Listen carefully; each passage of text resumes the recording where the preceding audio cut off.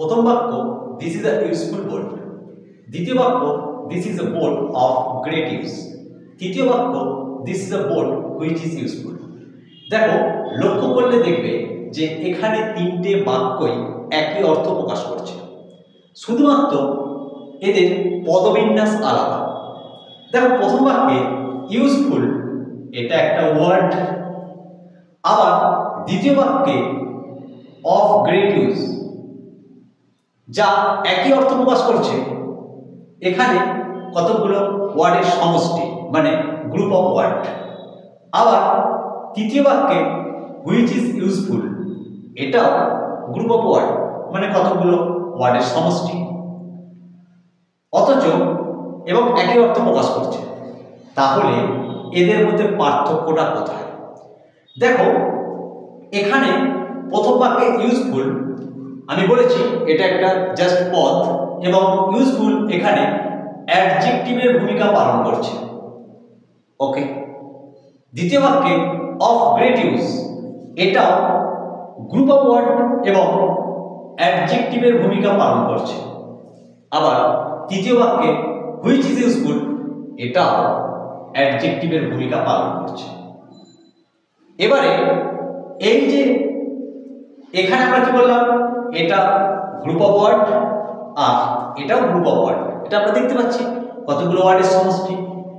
কিন্তু এরা ওয়ার্ডের সমষ্টি হলেও আমরা দেখো তৃতীয় বাক্যে দেখছি এই যে ওয়ার্ডের সমষ্টি মানে গ্রুপ অফ ওয়ার্ড, এখানে দেখো এই অংশটা সাবজেক্ট আর এই অংশটা প্রেডিকেট, তাই তো?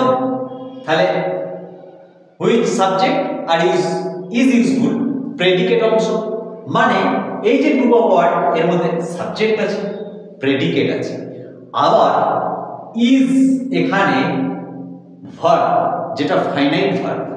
তাহলে আমরা কি দেখলাম যে তৃতীয় বাক্যে হুইচ ইজ ইউজফুল এই যে গ্রুপ অফ ওয়ার্ড এর মধ্যে সাবজেক্ট এবং প্রেডিকেট আছে এবং তাতে একটা ভার্ব আছে যেটা ফাইনাইট ভার্ব।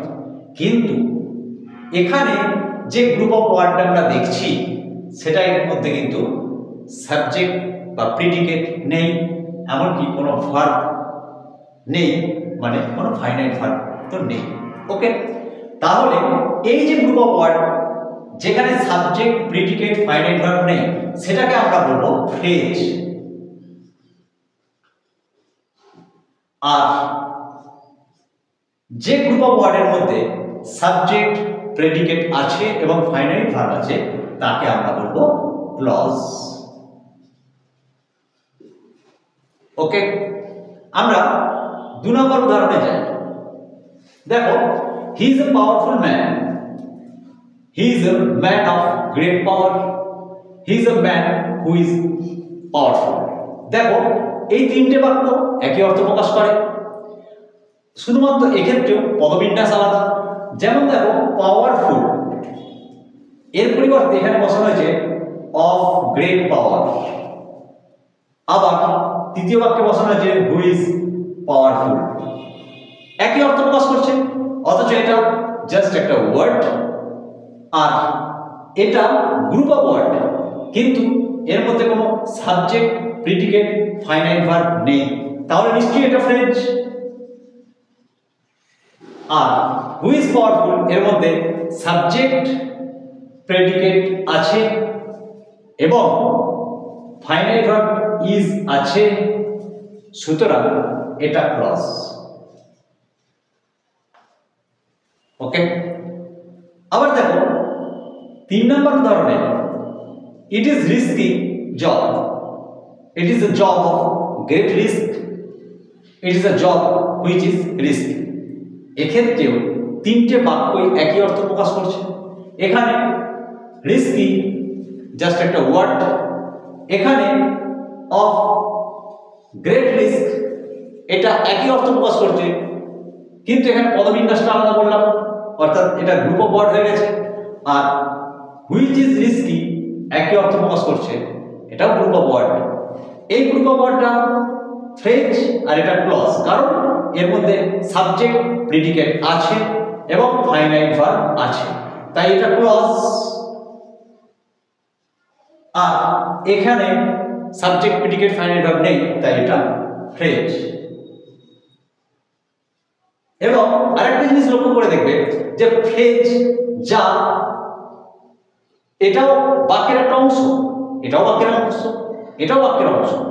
আমাদের যেহেতু আলোচনাটা ফ্রেজ আর ক্লজ নিয়ে, তাহলে ফ্রেজ এবং ক্লজ উভয়ই আমরা দেখতে পাচ্ছি বাক্যের অংশ, কিন্তু এটার মধ্যে ক্লজের মধ্যে সাবজেক্ট প্রেডিকেট ফাইনাইট ভার্ব আছে আর ফ্রেজের মধ্যে নেই।